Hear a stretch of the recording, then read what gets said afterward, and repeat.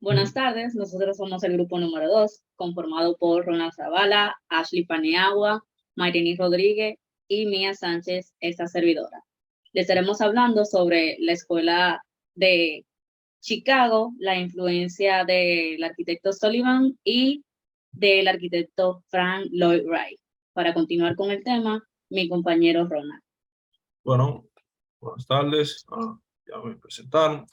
Bueno, entonces hablaremos de la escuela de Chicago. Dicha escuela tuvo un gran impacto en lo que es la arquitectura en Norteamérica y del mundo. Dicha escuela tiene un estilo arquitectónico que surgió a finales del siglo XIX y al principio del siglo XX. Y fue pionera en la introducción de nuevos materiales y técnicas para la construcción de grandes edificios comerciales o rascacielos. Seguimos en la otra página. Okay. Decimos acá. Dicha historia surge en los Estados Unidos, donde se refieren más o menos a referencias históricas en la arquitectura historicista, ya que tiene menos peso e importancia que en Europa. El contexto socioeconómico es una de las cualidades que prospera en esta ciudad. Y dice que se considera un incremento demográfico en el gran incendio que se causó también en Chicago, la cual dejó la mayor parte de la ciudad destruida, lo que supuso a tener que la levantarían de nuevo, obviamente, con un urbanismo nuevo que diera la relevancia a su máxima plenitud. La necesidad de nuevos edificios dio a pie el surgimiento de escuelas a proporcionar una demanda de proyectos que ningún otro lugar podía igualar. En breve estaremos hablando sobre los arquitectos que más o menos tuvieron un gran impacto en dicha escuela. Aquí tenemos a Louis Sullivan. Fue uno de los arquitectos fundamentales a la hora de nosotros hablar de la escuela de Chicago. Claro está, este nombre aparece en todos los aspectos, ya que fue una figura fundamental de la escuela y inició algunos gestos después del gran incendio de la ciudad que supondrían un capítulo esencial para la historia de la arquitectura dentro y fuera de Estados Unidos.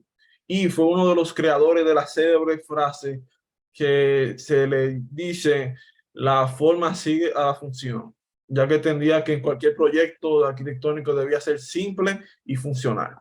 Por lo menos acá tenemos a William Baron Jenney, la cual nace en Fairhaven, Massachusetts, en el 1832. Estudió en la Escuela de Politécnicas de París durante la Guerra de Secesión y trabajó también como ingeniero militar, la cual dicha experiencia le ayudó para dar los conocimientos necesarios para utilizarlo como arquitecto. También tenemos acá a Frank Lloyd Wright, la cual tuvo un papel no tan, o sea, tuvo un papel formidable, pero no en sí como, él dejó como algunas enseñanzas, por así decirlo, que más o menos decían como que el arte de ordenar la superficie en un espacio para satisfacer las necesidades de habitación, lugar y de reuniones o monumentos públicos. Más o menos eso lo que dejó por decir.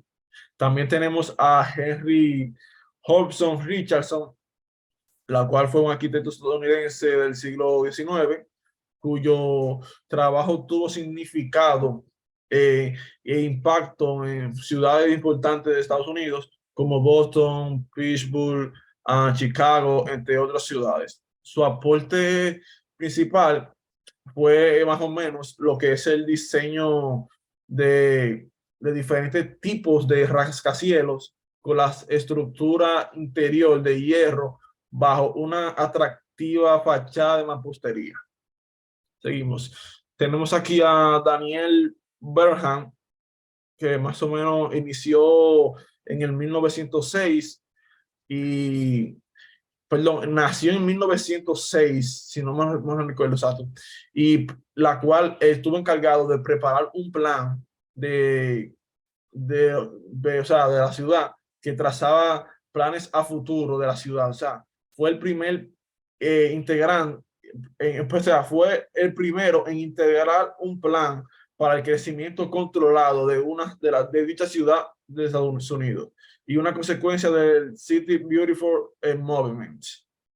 También tenemos al arquitecto Duncan Adler, la cual nació en 1844.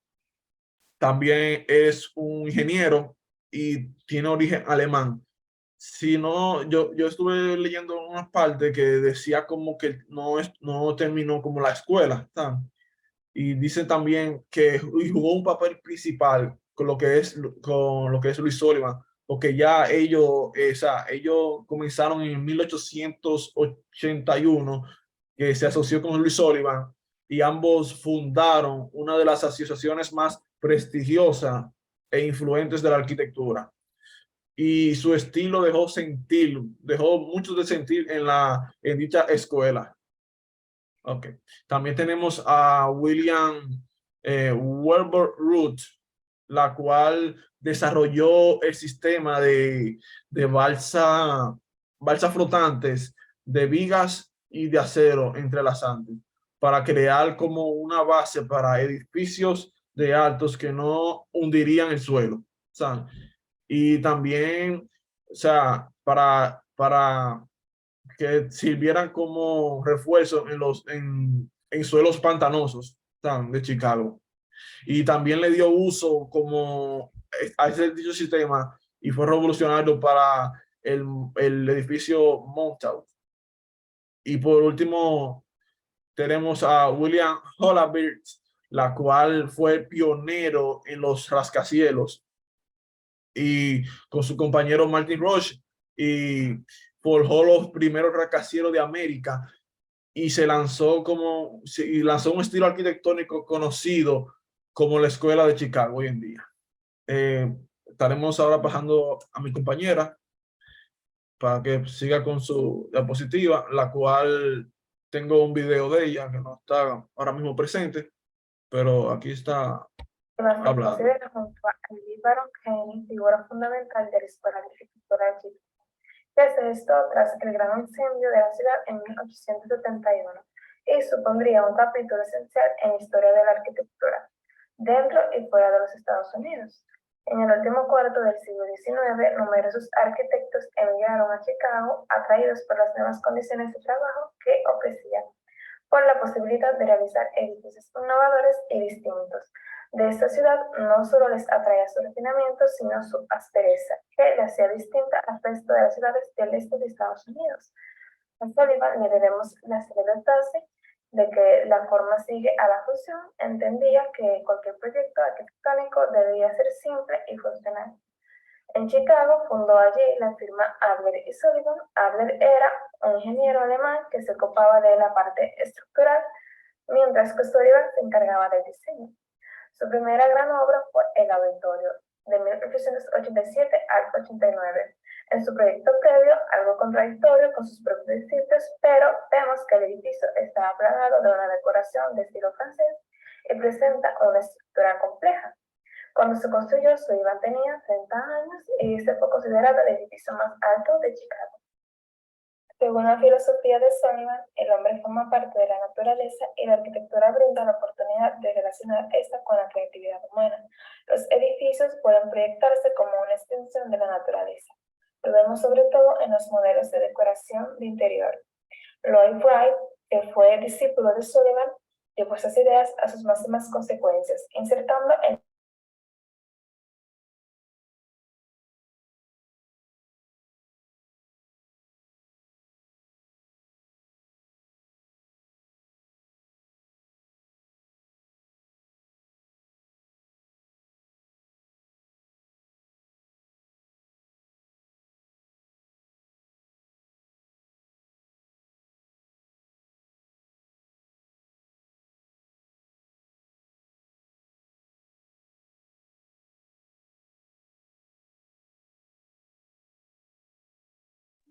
Ronald, quítate el audio.